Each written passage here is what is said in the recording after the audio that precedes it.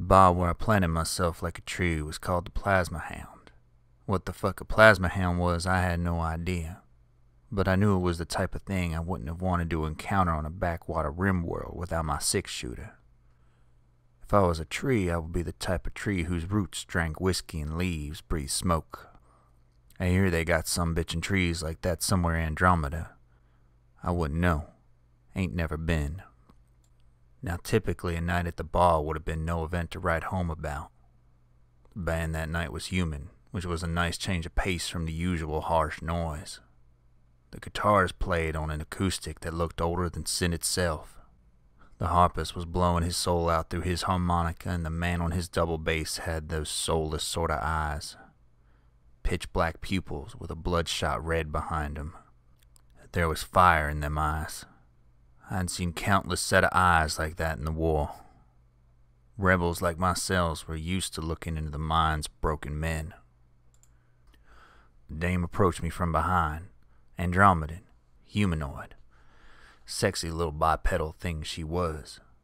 I'd always gotten along fine enough with the Andromedans, had nothing against them at the very least.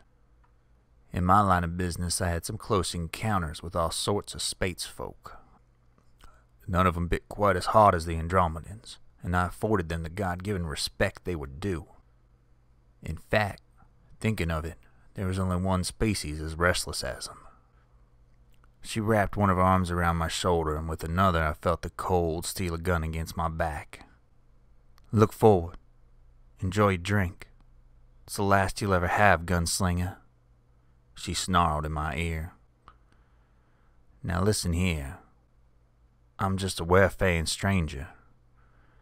Ain't no need for things to get nasty, miss, came my response. Trust me, I'm not the sort of fellow to be trifling with. She only laughed. I don't know who you think you are, but you're in the wrong place, pal. The Plasma Hound is all tough, and judging by that gold-plated gun belt, you got enough coin to spare. So after this, you're gonna follow me outside. Some very big, very strong friends of mine will take your things, and you'll be on your way. I said very little. I sipped my drink and lit myself a cigarette. I slipped my coat off behind me and pulled up my sleeve, revealing the eagle tattoo on my arm. Underneath it were 20 notches. I felt her gun tremble behind me. A rebel, huh? Yeah? Figures. Now I'll just be even happier to take your shit. Up. Now. She tried to play the bad at me. A stutter in her voice gave her away. She was a pup. She couldn't hurt me if she wanted to. But I played along. I agreed and came with her gently enough. I flashed a look at the band who were finishing up an old Marty Ribbons song. The bassist's cold eyes met mine, and as he shifted I saw the eagle underneath peeking from his shirt, on his shoulder blade. As I walked through the rear door, the bartender called after me, letting me know I'd forgotten my coat.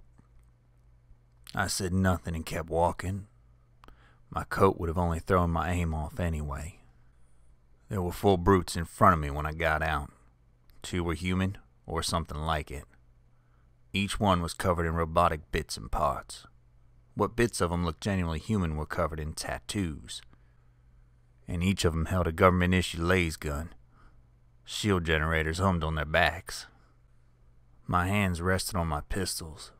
As the first man leveled his rifle, my arms moved fast as the wind, flashing down and up, one gun aimed at each of them. They laughed at my pistols. Of course they would, the baboons. Fucking loyalties never once had a thought for themselves. That won't do much, old man, said the first of the brutes. So I shot him square between the eyes. It's been a while since I've been on a standoff scene. I didn't exactly get my timing right, but still he lay dead in the dust.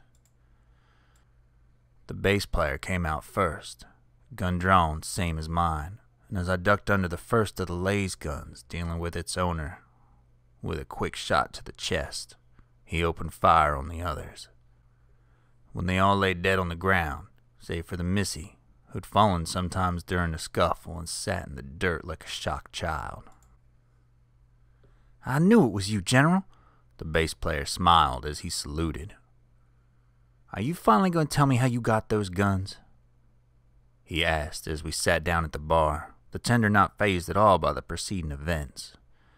I began to tell the young man my tale. The story of these guns? Well, it's a long one. If you got the time, it's a tale of many misfortunes. I've played dice with Lady Luck. I've crossed the desert of a once live planet.